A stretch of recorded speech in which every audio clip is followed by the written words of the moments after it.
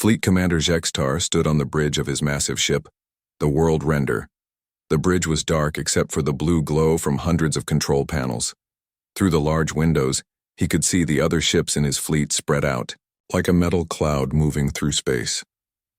"Commander," said his tactical officer Nexrule, "we have reached the outer edge of the human solar system. Their planet is now only 8 hours away." Jextar was tall even for a Veltan, with dark gray skin and eyes like black pools. He had commanded this fleet for 20 years, conquering world after world for the Confederation. No enemy had ever stopped him. "Show me their defenses," he ordered. The main screen filled with images of Earth's orbital stations. Small metal platforms floated around the blue planet, each one armed with laser cannons and missile tubes. A few patrol ships moved between them like tiny fish. Nexrule shook her head. "This is all they have. Commander, my personal shuttle has more weapons than some of those stations." Other officers on the bridge laughed. They had seen the same pattern on dozens of worlds. Weak defenses, desperate messages asking for peace, then quick surrender when the real shooting started. "What about their fleet?" Jextar asked. 43 ships total," Nexrule replied. "Most of them are old cargo vessels, with weapons bolted on. Their biggest ship is about the size of our smallest escort." Jextar studied the display. The human ships were moving away from Earth, heading deeper into their own solar system. It looked like they were retreating before the battle even started. "Cowards," muttered one of the junior officers. But something bothered Jextar. In all his years of conquest, he had learned to trust his instincts. The humans had sent many messages warning about their defenses, but these defenses looked pathetic. Why were they so confident? "Commander," the communications officer announced, "we are receiving another message from Earth." "Put it through." The face of Admiral Hyjin Park appeared on the screen. The human woman looked old and tired, but her eyes were steady. "Fleet Commander Jextar, this is your final opportunity to avoid destruction. Turn your ships around and leave our solar system immediately." Jextar stepped forward. "Admiral Park, I have seen your defenses. They are weak. You cannot stop us. Our orbital stations and ships are not our real defenses," Park replied. "They are just for show." "Then what are your real defenses?" Park's expression did not change. "You will discover that if you continue your approach." The connection ended. Nexrule looked confused. "Commander, what did she mean?" Jextar was quiet for a moment. He had conquered 47 worlds, and none of them had ever talked this way. Most planets begged for mercy or threatened with weapons. They did not have. But the humans seemed almost calm. "Scan the system again," he ordered. "Look for hidden bases or weapon platforms." The science officer worked at his station for several minutes. "Commander, I am not detecting any hidden installations. No secret bases, no cloaked ships, no hidden weapon platforms. What about their technology? Any unusual energy signatures?" "Some quantum fluctuations near their planet, but nothing that looks like weapons." Jextar nodded. The humans were probably trying to scare him with empty threats. It was a common tactic among weaker species. Meanwhile, deep under Earth's Pacific Ocean, Minho Jiang checked the readings on his instruments one more time. The quantum displacement array was working perfectly. Massive machines buried in the ocean floor were creating fields of energy that could bend space itself. "Status report," asked Dr. Yoon Jinam as she entered the engineering section. Minho looked up from his controls. "All generators are at full power. The field matrix is stable. We can target anywhere in the solar system." Yoonji had helped design the displacement technology. It had taken 40 years of secret research to build these machines. The basic idea came from studying a crashed alien ship they had found in the asteroid belt decades ago. "How many ships can we displace at once?" she asked. "Theoretically, all of them," Minho replied. "But the commanders want to do it slowly. Make them afraid." In another part of the underwater facility, Sang-Wook Yoon monitored the power systems. The displacement array needed enormous amounts of energy. They were drawing power directly from the Earth's molten core, using technology that most scientists said was impossible. Power levels holding steady at 98%, he reported. Into his headset, Diane Cho sat at the targeting station. Her job was to select which enemy ships would disappear first. The computer showed her detailed information about each Veltan vessel: size, weapons, crew numbers, and threat level. "Target the command ships first," came Admiral Park's voice through the speakers. "Let them watch their leaders vanish." Back on the world render, Jextar was growing impatient. "Next rule, how long until we reach their planet?" 6 hours, Commander." "And their ships are still retreating?" "Yes, sir. They seem to be avoiding any contact with our fleet." Jextar made his decision. "Target one of their orbital stations. Destroy it." "Which one, Commander?" "The largest one. Show them what our weapons can do." Next rule, input the targeting commands. "Weapons locked on target, ready to fire." Fire. A beam of bright energy shot out from the world render. It crossed the distance to Earth in seconds and struck one of the orbital stations. The station exploded in a ball of fire and metal pieces. "Direct hit," Next rule reported. "Station destroyed." Jextar waited for a response from Earth. Usually, destroying one target made the enemy surrender quickly, but no surrender message came. Instead, Admiral Park's face appeared on the screen again. "Commander Jextar, you have made your choice. We warned you what would happen." "Your threats are meaningless," Jextar replied. "We just destroyed one of your stations with a single shot. Surrender, now or we will destroy them all." Park shook her head slowly. "You still do not understand, but you will." The connection ended again. Jextar was starting to feel annoyed. The humans were either very brave or very stupid. "Continue the advance. Target their ships if they come within range." "Yes, Commander." The Felton fleet moved deeper into the solar system. 300 warships armed with the most powerful weapons in the galaxy. Each ship carried enough firepower to level a continent. In the underwater command center, Do-Hyun Kim watched the enemy fleet approach. "Admiral, they just destroyed Station 7. "I saw," Admiral Park replied. "Are we ready to begin, So Young?" Choi checked her instruments. "All systems are green. The displacement field is at full strength." Admiral Park looked around the command center. Every person there knew they were about to change the course of galactic history. For 40 years, Earth had kept its greatest secret hidden. Now it was time to reveal it. "Do-Hyun, you may begin when ready." Do-Hyun's hand moved to the control panel. The targeting system showed the entire Veltan fleet spread out across space. He selected the first target, a heavy cruiser near the front of the formation. "Target selected," he announced. "Make sure they see it happen," Admiral Park said. Do-Hyun pressed the activation button. On the World Renders bridge, Nexrule was watching the display when something impossible happened. One of their escort ships simply disappeared. Not destroyed, not damaged, just gone. One moment it was there, the next moment there was only empty space. "Commander!" she called out. "The destroyer Velkan just vanished." Jextar looked at the display. Where the ship had been, there was nothing. No explosion, no debris, no energy signature. The ship had simply stopped existing. "What happened to it?" he demanded. "I do not know, sir. All readings show normal space." Where the ship was? Jextar felt a chill run down his spine. In 20 years of warfare, he had never seen anything like this. "Contact the Velkan," he ordered. "No response, sir. The ship is not there anymore." Do-Hyun Kim stood in front of the giant screen that covered the entire wall. The blue light from the display made his face look pale in the dark command room. 300 alien ships moved across the screen like angry dots heading straight for Earth.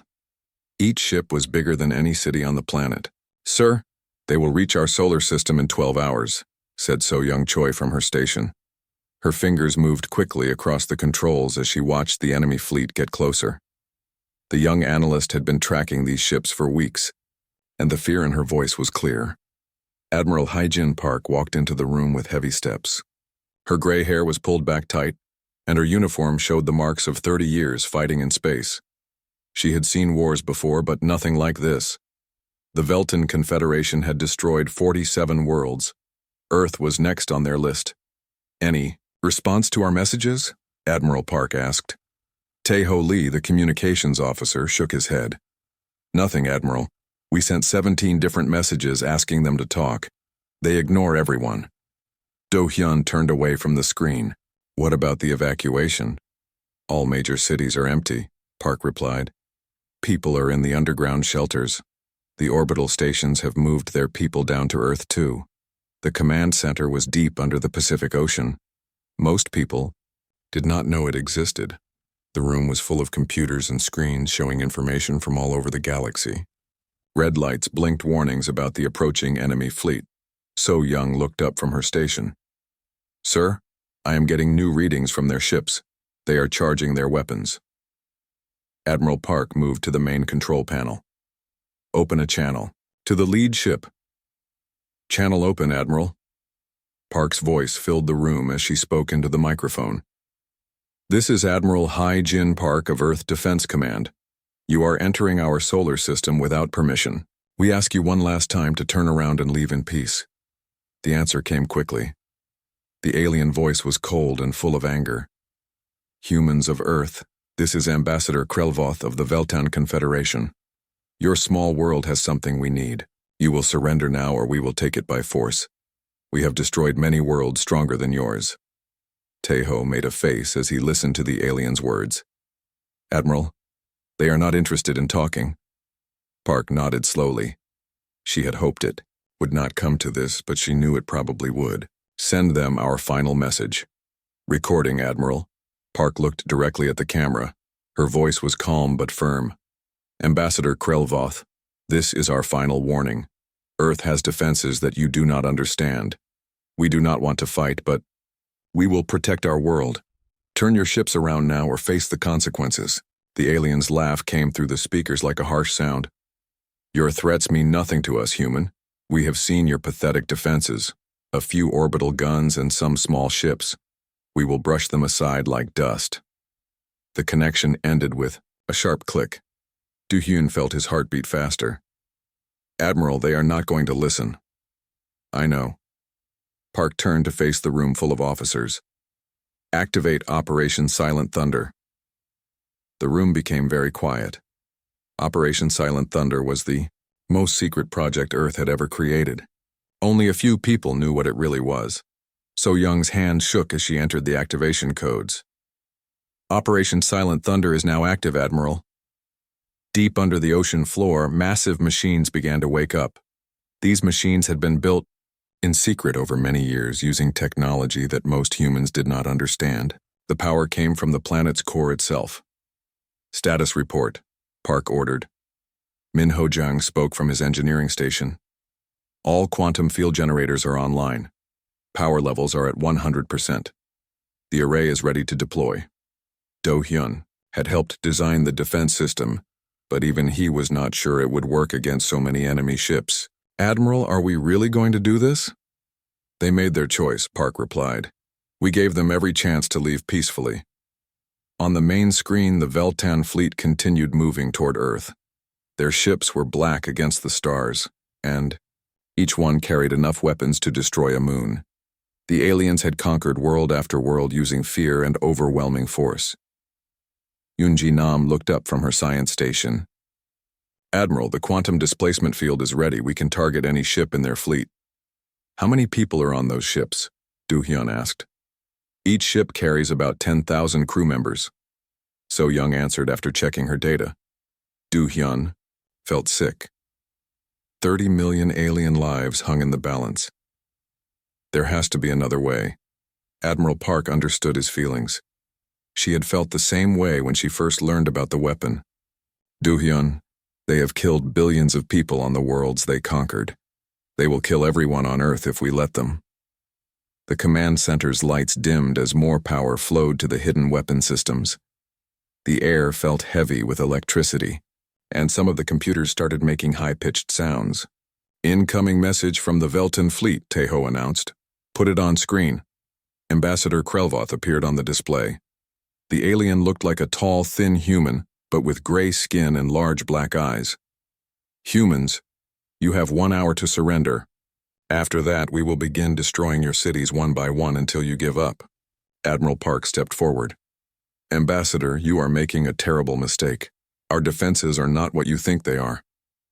The alien made a sound that might have been laughter. We have studied your technology for months.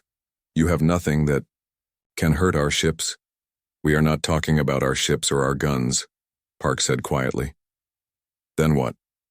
Krelvoth demanded. You will find out if you do not leave now. The alien's face showed anger. You cannot frighten us with empty words. We will take your world and there is nothing you can do to stop us. The connection ended again. Do-Hyun looked around the command center. Every person there knew what was about to happen.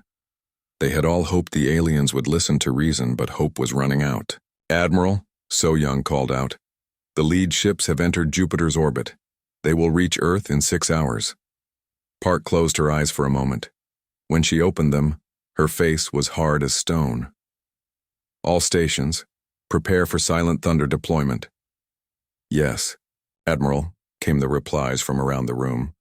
Minho's voice was tense as he spoke. Quantum field generators are at full power. Targeting systems are locked onto the enemy fleet. Sir, Taeho said, should I try to contact them one more time?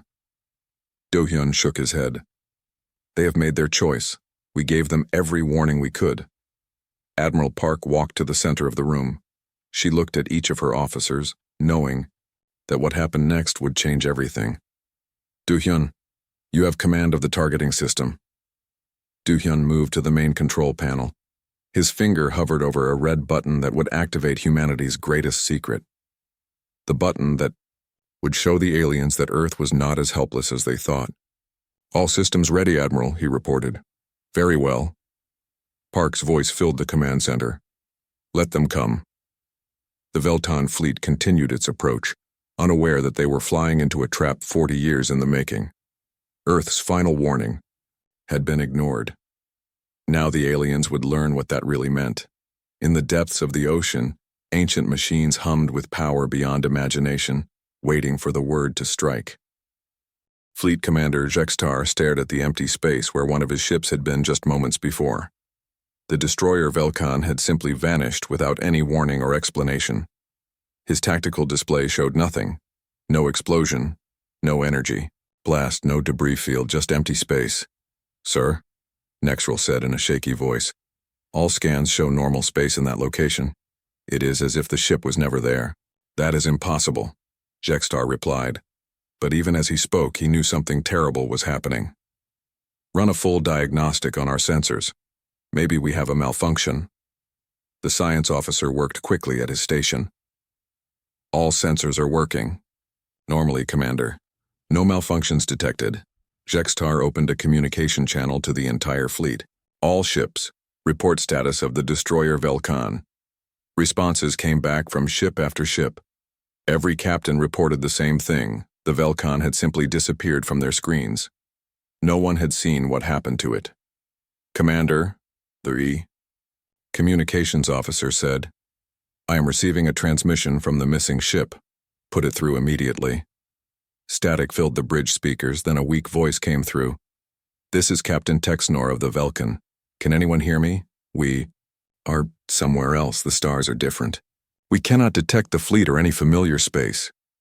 Jextar felt his blood turn cold. Captain, what is your status? All systems are working, but we are lost. The navigation computer shows we are in an unknown region of space. Sir, what happened to us? Before Jextar could answer, another ship disappeared. The heavy cruiser Dormaven vanished from the fleet formation just like the first one. Again, no explosion or energy signature, had simply stopped existing in normal space. 2 ships gone. Nexrul whispered, Commander, we should retreat. No. Jextar slammed his fist on the control panel. We do not retreat from humans. Find out what is happening and stop it. On Earth, Do-Hyun Kim watched the alien fleet through the quantum targeting system. The displacement technology was working perfectly.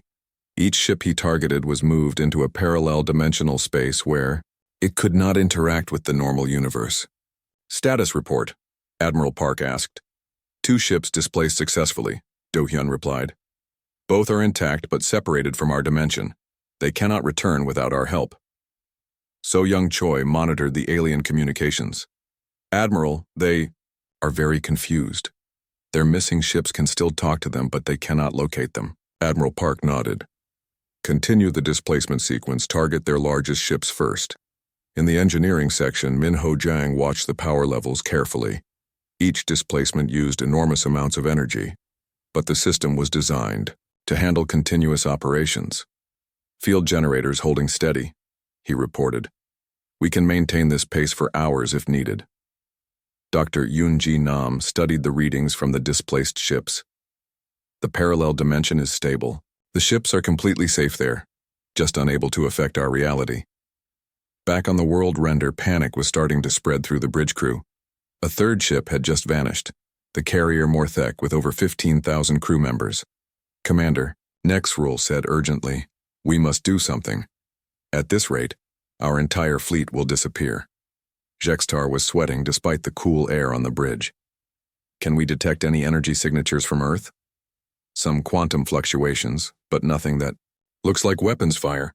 Target those fluctuations. Destroy whatever is causing them. Sir, the fluctuations are coming from under their ocean. Our weapons cannot penetrate that deep. Another ship vanished, the battleship Kex Turl. Then another, the destroyer Fenmar. The disappearances were happening faster now, and each one sent waves of fear through the remaining fleet. All ships, evasive maneuvers, Jextar ordered. Random patterns, maximum speed. But it made no difference. The ships continued to vanish regardless of their movement or position. The human weapon, whatever it was, could target them anywhere, in space. In the underwater facility, Dayun Cho worked at the targeting station. Her job was to select which ships disappeared next. The quantum displacement array could target any object within 50 light-years with perfect accuracy. Target. Selection complete, she announced. Next group of ships marked for displacement. Proceed, Admiral Park ordered. 5 ships vanished simultaneously from different parts of the alien fleet. The Veltons watched in horror as their warships simply stopped existing in normal space. Commander, the communications officer shouted. I am receiving messages from all the displaced ships. They are asking what happened to them. Jextar felt sick. Over 60,000 of his crew members were now trapped in some unknown dimension, and he had no idea how to get them back. Open a channel to Earth, he ordered. Admiral Park's face appeared on the screen. She looked calm, as if making enemy. Ships disappear was something she did every day. Admiral Park, Jextar said, what have you done to my ships? We warned you to leave, Park replied. You chose to ignore our warnings. But where are they? Our ships are gone, but we can still communicate with them. They are safe, Park said. But they are no longer in this dimension. They cannot return to normal space without our permission. Jextar's mind raced. Dimensional technology was supposed to be impossible. The greatest scientists in the Confederation had said it could never work. How? He asked. That is not important, Park replied. What matters is that we can make your entire fleet disappear in the next hour, or you can order your ships to leave our solar system immediately. You cannot do this to us. We are the Velton Confederation. We have conquered 47 worlds, and now you have met a world that can defend itself. The connection ended. Jextar looked around his bridge. His officers stared back at him with fear in their eyes. Half of his fleet was already gone, trapped in some impossible dimension where they could not help or be helped. Sir, Nexrul said quietly, maybe we should consider their offer. Never, Jextar roared. We do not surrender to anyone, but even as he spoke, more ships continued to disappear. The cruiser Bex Viral vanished mid-transmission. The supply ship Texagorth disappeared while its captain was still talking. The heavy transport Vexmar simply winked out of existence like a light being turned off. On Earth, Sang-Wook Yoon monitored the power systems. The quantum displacement array was working at 50% capacity. They could easily handle the remaining alien ships. Power levels stable, he reported. We can continue displacement operations indefinitely. Admiral Park watched the alien fleet shrink on her tactical display. 200 ships had become 150, then 100, then 75. The aliens were learning that Earth was not as helpless as they had thought. "Admiral," Taeho Lee said, "the alien commander is trying to contact us again." "Put him through." Jextar's face appeared on the screen. He looked desperate now, not like the confident conqueror who had threatened Earth a few hours earlier. "Admiral Park," he said, "I demand that you return my ships immediately." "You are not in a position to demand anything," Park replied. "You have two choices: leave our solar system now, or join your missing ships in dimensional exile." "This is an act of war against the Confederation." "No," Park said calmly. "This is us defending our home from invaders." As if to prove her point, 3 more Velton ships vanished from the fleet. The aliens now had fewer than 60 ships left out of their original 300. Jextar realized he was beaten. His mighty fleet, which had crushed dozens of worlds, was being destroyed by an enemy he could not even see or fight. "What do you want?" he asked finally. "Leave," Admiral Park said simply. "Take your remaining ships and go back where you came from. Never return to the solar system." "And our missing ships?" "That depends on what your Confederation does next." Jextar closed his eyes. He had never retreated from a battle in his life, but he had never faced an enemy like this either. "All ships," he said over the fleet communication system, "prepare to withdraw from the system." But it might already be too late. Another ship vanished even as he spoke. 6 months had passed since the Velton Confederation fleet had limped away from Earth's solar system. The galaxy was a very different place now. Former Fleet Commander Jextar, now wearing the simple robes of a peace ambassador, sat across from Admiral Hyojin Park in the newly built Galactic Council Station. "Admiral Park," Jextar said, "the Council has voted to approve Earth's proposal for the Galactic Protection Treaty." Park nodded. The treaty would create a network of peacekeeping forces to prevent aggressive wars between star systems. Earth would provide the ultimate backup, the quantum displacement technology that could stop any aggressor instantly. "What about the reparations?" Park asked.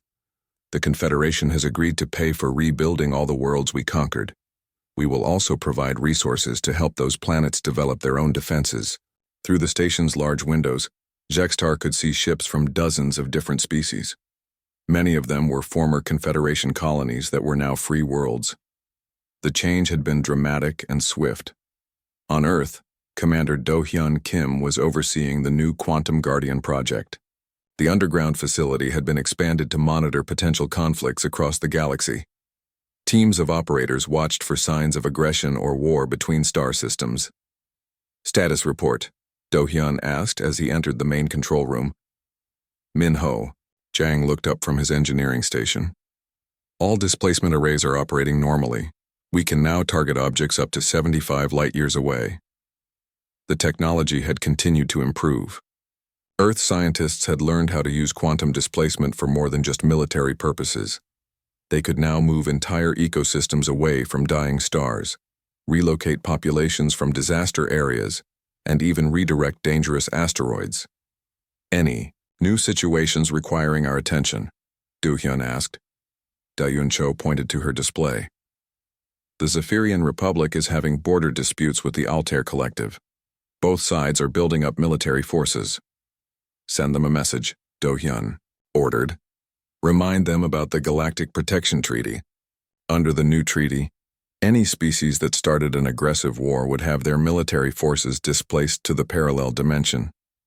The threat was usually enough to stop conflicts before they began." So Young Choi was monitoring communications from across the galaxy. "Sir, we are receiving a request for help from the Kepler system. A rogue asteroid is heading for their inhabited planet." "Displacement team ready?" Do-hyun asked. "Standing by," replied Sang-wook Yoon from the targeting station. Within minutes, the dangerous asteroid was safely displaced to empty space, saving millions of lives. This kind of rescue operation had become routine for Earth's Guardian teams. Back on the Council Station, Admiral Park was meeting with representatives from 17 different species. All of them had requested Earth's protection from various threats. "Admiral," said Ambassador Kexandra from the Centauri system, "the pirate fleets that have been raiding our trade routes have disappeared. How did you locate them?" "Our monitoring systems detected their attacks," Park replied. "We displaced their ships to the parallel dimension, where they cannot harm anyone." "Will they be returned?" asked another representative. "When they agree to stop their criminal activities and make reparations to their victims." Dr. Yoonji Nam had developed new protocols for the parallel dimension. The displaced ships and facilities were not just stored there, they were maintained and monitored. The people inside were kept safe and comfortable while they waited for their governments to agree to peaceful terms. The parallel dimension now houses over 3,000 displaced vessels and installations, she reported to the council. All personnel are healthy and well cared for. Former Chancellor Vexmorth, who had been removed from power by his own government, was now working as a consultant for the new Confederation Peace Council. "Admiral Park," he said during a private meeting, "I must ask, why did you show us mercy? You could have simply destroyed us all." Park considered the question carefully. "Because destruction solves nothing. We wanted to give your people the chance to become something better. And if we had refused, then we would have kept your military forces displaced until your people chose new leaders who were willing to accept peace. The transformation of the Veltan Confederation had been remarkable. Without their military forces, the government had collapsed within months. The people had elected new leaders who focused on rebuilding rather than conquest. Former military shipyards were now producing exploration vessels and medical ships. Jextar had volunteered to serve as a liaison between the old Confederation worlds and the new Galactic Council. "My people have learned a valuable lesson," he told Park. "Strength without wisdom leads only to destruction." On Earth, Taeho Lee was receiving reports from across the galaxy. "Admiral," he said over the communication system, "we are getting positive responses from all the former Confederation colonies. They appreciate being free to govern themselves." "Any requests for continued protection?" Park asked. "Dozens. Most of the smaller worlds want to join the Galactic Protection Treaty." The treaty was simple. Any world that agreed to peaceful relations with its neighbors would be protected from aggression by Earth's quantum displacement technology. In return, they would participate in the Galactic Council and help resolve disputes through negotiation rather than war. Jun Seo Kwon, the physicist who had helped develop the displacement technology, was now working on new applications. "Admiral, we have successfully moved an entire ecosystem from a dying star system to a new planet. The process worked perfectly. Any problems with the relocated species?" "None. They have adapted well to their new home. We even improved their environment by removing some harmful organisms that were causing disease." Earth had become more than just a military protector. They were now helping species survive natural disasters, explore new worlds, and solve problems that had seemed impossible before. But the most important change was cultural. The knowledge that Earth could stop any aggressor instantly had made war itself seem pointless. Why build expensive military fleets when they could simply vanish without? "Warning? Admiral," Dayun Cho reported.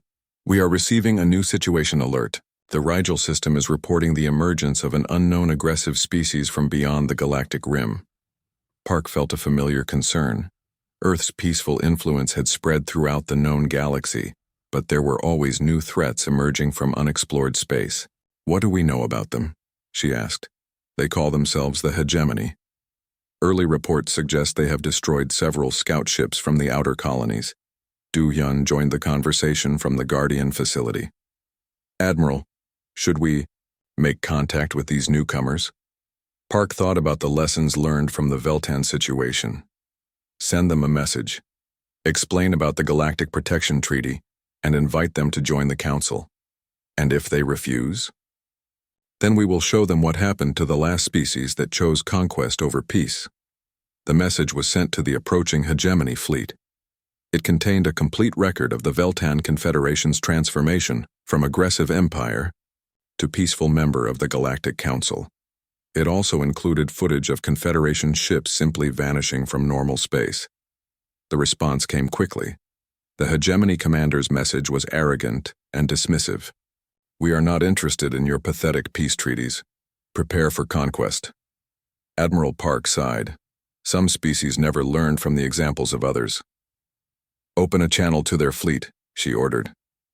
When the hegemony commander appeared on screen, Park delivered the same warning she had given to the Veltans. This is Admiral Hyojin Park of Earth Defense Command. You are approaching Galactic Council space without permission. Turn your ships around and leave peacefully. The alien commander laughed. We have heard stories about your people. You cannot frighten us with tales of disappearing ships. We do not want to fight, Park replied, but we will protect the peaceful worlds under our care. Then try to stop us, the commander said, ending the communication. Park turned to her staff. Do-hyun, prepare the displacement array. Target their lead ship. Array ready, Admiral. Execute. Displacement. 50 light-years away, the hegemony flagship simply vanished from normal space.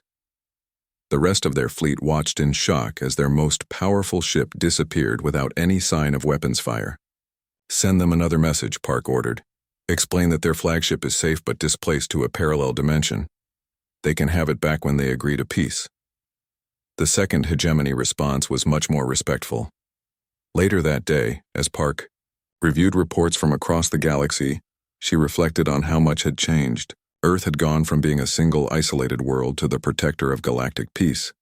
They had not sought this role, but they had accepted it when circumstances demanded action. Admiral, Tejo announced, we are receiving a transmission from the former Veltan colony world of Nexus Prime. Put it through. The face of a young Veltan appeared on screen. She looked nothing like the aggressive military officers Earth had first encountered. Admiral Park, she said, this is Governor Nexara of Nexus Prime. Our people wanted to send you a message. Go ahead, Governor. We wanted to thank you for the warning we should have heeded 6 months ago. Our world is now free, peaceful, and prosperous. Our children are learning about cooperation instead of conquest. Fleet Commander Jextar sat in his command chair, watching his once mighty fleet fall apart. Only 37 ships remained from the 300 that had entered Earth's solar system. The humans had made most of his fleet simply disappear, and he still did not understand how. Commander, Nexrule said in a quiet voice, should we begin the retreat? Jextar felt ashamed. In 20 years of commanding fleets, he had never run from battle, but he had never faced an enemy like this, either. The humans had a weapon that could make his ships vanish without firing a shot. Open a channel to Earth, he ordered. I need to understand what we are facing. Admiral Park appeared on the screen. Behind her, Jextar could see other human officers, working at control stations. They all looked calm, as if destroying his fleet was easy for them. Commander Jextar, Park said, have you decided to accept our terms? I need to know the truth, Jextar replied. What weapon are you using against us? How are you making our ships disappear? Park was quiet for a moment. Then she turned to someone off-screen. Do-hyun, join me, please. A younger human officer stepped into view. This was the man who had been operating the targeting system that was destroying Jextar's fleet. Commander, Park said. This is Strategic Defense Commander, Do-hyun Kim. He will explain what has happened to your ships. Do-hyun looked directly at Jextar. Your ships have not been destroyed. They have been moved to a parallel dimension where they cannot interact with normal space. That is impossible, Jextar said. Dimensional technology cannot work on such a scale. 40 years ago, we found one of your people's ships crashed in our asteroid belt, Do-hyun explained. It was from a Confederation science vessel that had been experimenting with quantum displacement. We studied the wreckage and learned how the technology worked. Jextar felt shocked. You built this weapon from our own technology? We improved it, Do-hyun said.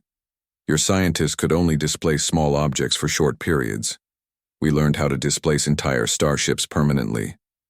Admiral Park stepped forward again. Commander, we could have used this technology to conquer other worlds. We could have built an empire like yours, but we chose not to. Why? Jextar asked. Because we believe intelligent species should work together, not destroy each other. Jextar shook his head. You are lying. No species with such power would choose to stay on one world. We did, Park replied. For 40 years we have watched your confederation grow through conquest and war. We could have stopped you at any time. In the underwater command center, So Young Choi was monitoring communications from across the galaxy. Admiral, I am detecting emergency signals from several Confederation worlds. They know their fleet is in trouble. Show Commander Jextar what we are capable of, Park ordered. So Young activated the long-range targeting display. The screen filled with images from across the galaxy. Every Confederation military base, every warship, every armed station. Commander, Park said, this display shows every military target in your empire. All of them are within range of our displacement array. Jextar stared at the screen in horror. Thousands of targets were marked across dozens of star systems, military bases, shipyards, weapon platforms, entire fleets. You have been watching us, he whispered. For decades, Park confirmed. We know the location of every Confederation military installation. We could make all of them disappear in a single coordinated strike. Do Hyun worked at his control station. We have enough power to displace objects up to 50 light-years away. Your entire military infrastructure is within our range. But why have you not used this power before? Jextar asked. Admiral Park's expression became sad. Because we hoped your people would eventually choose peace over conquest. We hoped you would prove that intelligence and civilization could exist without constant war. And we have failed this test, Jextar said quietly. Yes. In another part of the facility, Dr. Yoonji Nam was working with her science team. Admiral, she said over the communication system, the parallel dimension containing the displaced ships is completely stable. We can return them to normal space at any time, or we can leave them there forever, added Min Ho Jung from the engineering section. Jextar heard these words and felt his heart sink. Over 250 ships with millions of crew members were trapped in a dimension controlled by humans. What do you want from us, he asked. Complete disarmament of your military forces, Admiral Park replied. Reparations to the worlds you have conquered, and participation in a new Galactic Peace Council. The Confederation will never agree to such terms. Then they will watch their entire military disappear ship by ship, base by base, until they do agree. To prove her point, Park nodded to Do Hyun. 3 more ships from Jextar's remaining fleet vanished instantly. Stop, Jextar shouted. I will contact my government. You have 1 hour, Park said. After that, we will begin targeting Confederation military installations across the galaxy. The communication ended. Jextar immediately opened a channel to the Confederation capital world. The response came from Supreme Chancellor Vexmorth, the leader of their government. Report, Commander, the Chancellor ordered. Sir, the humans have technology that can make our ships disappear. They have displaced over 200 ships from my fleet. Explain. Jextar told the Chancellor everything. The vanishing ships, the dimensional displacement technology, the human threats to target all Confederation military assets. This is unacceptable, Chancellor Vexmorth said. We cannot bow to human demands. Sir, they have the power to destroy our entire military without firing a shot. They can make every ship and base simply vanish. Then we will build new ones. Chancellor, you do not understand. They can target anything within 50 light-years instantly. They could make our entire civilization disappear. There was a long silence. Finally, the Chancellor spoke again. What exactly are their demands? Jextar repeated the human terms: disarmament, reparations, and participation in a peace council. Unacceptable, the Chancellor said again. On Earth, Admiral Park was listening to the alien conversation through their advanced communication monitoring systems. They are going to refuse, she told her staff. Then we proceed with the next phase, Do Hyun said. Park activated the targeting system herself. Target the main Confederation shipyard at Veltaris Prime. Target locked, So Young reported. Displacement field ready, added Da Yun Cho.